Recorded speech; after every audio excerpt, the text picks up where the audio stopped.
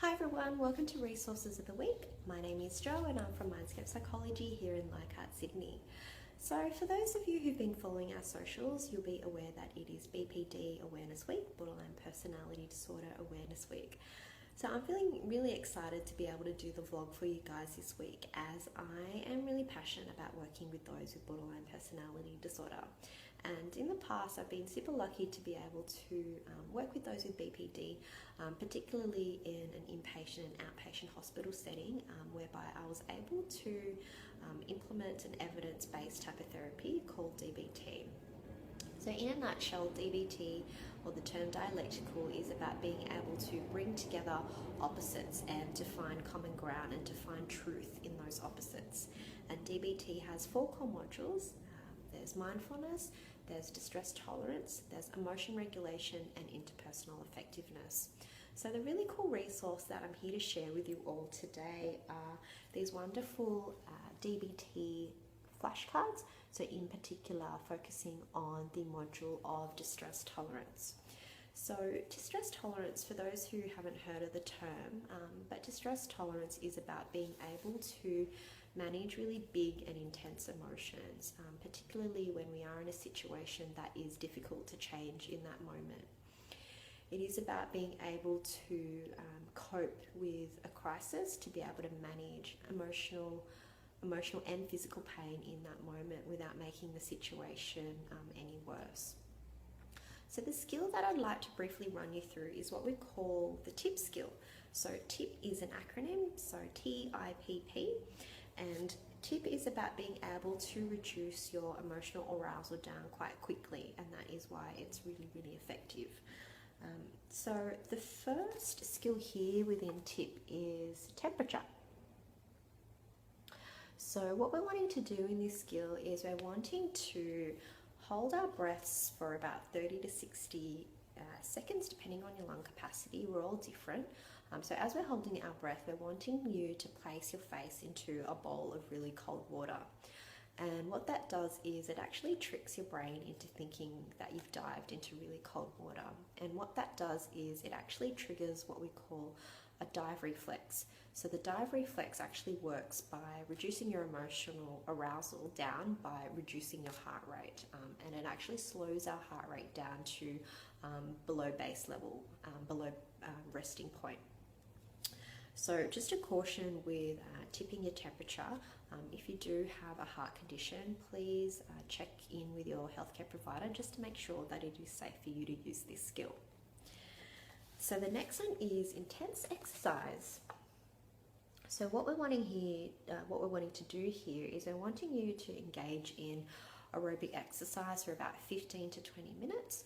So what that actually does is it actually increases your heart rate, and what that does is it improves your mood, and it can decrease any ruminating thoughts that you have as well in that moment.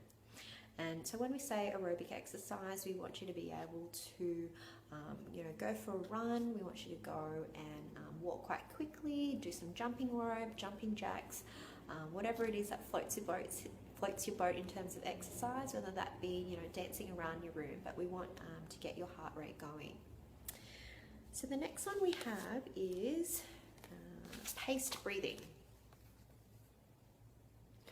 So what we're wanting to do here is we're wanting to reduce your in-breaths and out-breaths, so the total amounts of breath that you're having in a minute, to about 5 to 7 breaths. So what that actually does is it actually calms us down. So a note of that, we want you to make sure that you're doing your breathing from your diaphragm, from your abdomen, from your belly, rather than from the top part of your chest. So as an example, we want you to breathe in to 4 and then breathe out to a count of 8 seconds. So I know there's a lot of literature out there about how many seconds to do the in-breath and how many seconds to do the out-breath. But with this, just to remember to make sure the out-breath is longer than the in-breath. And then the last P we have is paired muscle relaxation. So this skill is about being able to tense certain muscles, to tense certain muscle groups of your body. So what you can do is you can start at the bottom and work your way up. So we're wanting you to tense that particular muscle group for about 5 to 10 seconds, to hold that for a little bit, not too hard, not too strenuous. And when you're doing that, we want you to breathe in. And then the next step is to release the tension. And as you're releasing the tension, we want you to breathe out, and we want you to exhale. And as you're doing that, we want you to say the word relax, relax, as you're breathing out and releasing the tension. So what that does is it can release any physical tension that we're holding in our bodies. So that's just a really brief example of the tip skill. And as you saw, I really love these cards because they've got really awesome visuals, really great illustrations. I find them really creative and super cool. And what I really love about them is the detailed summary as well of how to use the skill, particularly for some of the more trickier skills within DBT. So for example, with radical acceptance here, it runs you through how to use the skill, but also turns over to the back, and it's got a little bit more on how to implement the skill. So these cards are really helpful because, you know, they're a good size. We can take them with us wherever we go.